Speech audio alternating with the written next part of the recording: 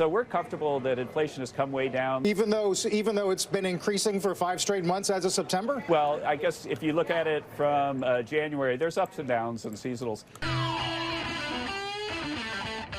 I want to start the day with a few clips of MAGA Republican Kevin Hassett on a CNBC panel attempting to defend Donald Trump's failed economy and economic policy. So if you can, leave us a like on the video. It helps us out a ton. We really want to get to 30,000 subscribers, and let's get right to the breakdown. When do we get the economic data releases? We're craving data, especially those numbers on jobs. Yeah. Yeah, I haven't been briefed on that yet because there's been, quite a lot of disruption because of this terrible shutdown. And so, for example, I've been told that some of the surveys were never actually completed, so we'll never perhaps even know what happened in that month. And so we're going to be steering a little bit in cloudy weather for a while until we get the data agencies back up. Right, guys, this is totally unprecedented, by the way, but I'm sure it's legit, and it's not because of Trump's abysmal job numbers that are sure to continue with multiple months in a row of manufacturing job loss, federal job loss, so bad that he literally fired the BLS commissioner because nobody tells the truth under Trump if it paints him in a bad light, where we now know that inflation is rising above economically desirable numbers. It's out of control in select parts like beef, coffee, groceries are high, retail is through the roof, etc., toys, right? I mean, there really seems to be no end in mind, as Republicans' priority seems to be further enriching the wealthy and leaving the middle-class Americans out to dry. So we're comfortable that inflation has come way down, the 5% on average for Joe Biden.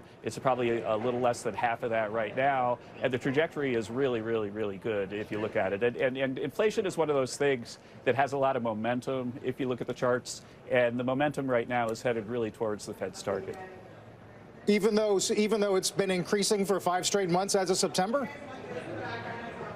Well, I guess if you look at it from January, there's ups and downs and seasonals. Yeah, see, the clever trick he's doing there is taking the average of Joe Biden's inflation rather than where it was when he handed it to Trump or how it was trending the last year or so of his presidency, because you could add in, the way that inflation globally trended during COVID that began to trend in 2020 under Trump anyway. Well, you can use that to make it seem like a higher number, despite Biden leading the fastest and strongest recovery of any developed nation, to the point that he handed Trump an economy with wages outpacing inflation for over 2 years, inflation under 3% and dropping, of which Trump swiftly reversed and now has it back in an upward swing above 3%. Groceries is above 3.2%, where select items through the roof, beef, coffee, toys, with more expected to come, and little safeguard to stop it. What's more likely, a $2,000 tariff rebate check or a 50-year mortgage?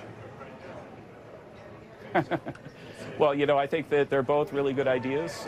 The fact is that we've got a big reduction in the deficit. And the interesting thing is that it's not just because of tariff revenue. We've had a big positive shock to income taxes as well, because people's incomes are so much higher.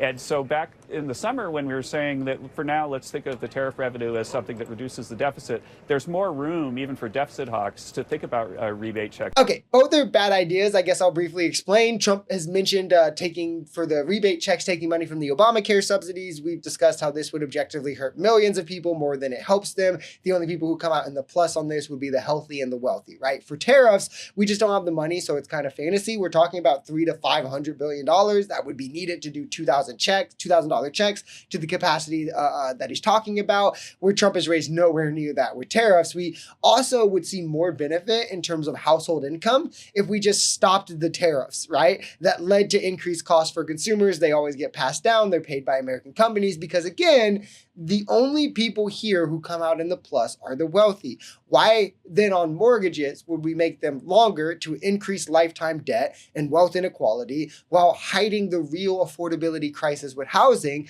I mean, the issues this one could cause are endless, truly. Like, every Republican solution circles back to somehow enriching the wealthy. That's where the focus should be, though.